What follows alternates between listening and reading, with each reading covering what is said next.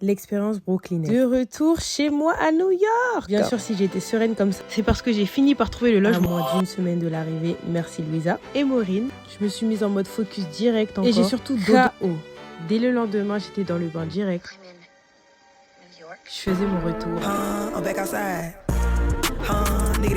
Shooting sur Times Square. Et en vrai, journée plutôt chill. Puis là, le 21 juin, directement, c'était parti pour la préparation aux auditions des Brooklyn Nets. J'ai reculé devant rien, pas même le métro. Et là, c'était parti. Journée intensive. Le programme était vraiment complet, entre chorégraphie, conseils pour les auditions et en tant que danseuse, moment de partage, jusqu'à j'ai fait la healthy, mais aussi préparation pour les interviews. Bonjour, my name is Cassandra and I come from Paris.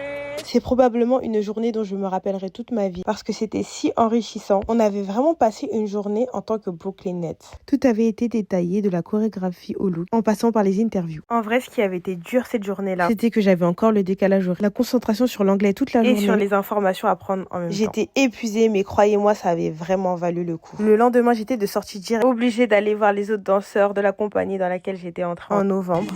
Et puis maintenant qu'on avait eu toutes les clés, on avait une semaine pour tout bosser.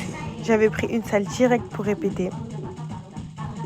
Puis c'était parti. Pendant la journée, aux préparations des auditions, j'avais rencontré Trinity. Elle m'avait gentiment proposé qu'on s'entraîne ensemble et ça, c'était vraiment cool. Avoir quelqu'un avec qui s'entraîner, échanger, pouvoir corriger, c'était vraiment une chance. En attendant, la vraie date approchait.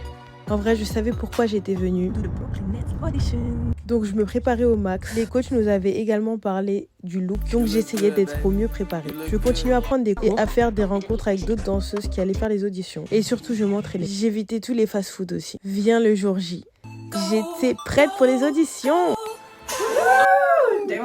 Et là, c'était parti. J'avais réussi à passer la première étape et j'étais partie pour la deuxième étape avec les talons. Chorégraphie est enseignée par l'un des danseurs de Beyoncé. Et vous comprendrez la suite. Et oui, c'est bien à cette étape que j'ai été éliminée. J'avais quand même réussi à me retenir jusqu'à dans le Uber. J'avais deux choix qui s'offraient à moi. Rentrer chez moi et me morfondre ou sortir.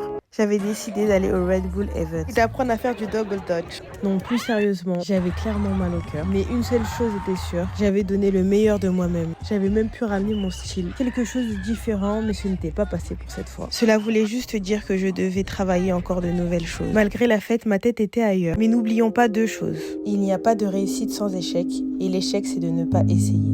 Qui ne tente rien n'a rien. Merci à mes proches qui me l'ont bien rappelé. Soutien sans faille. J'avais deux choix. M'apitoyer sur mon sort ou continuer à essayer de se matcher.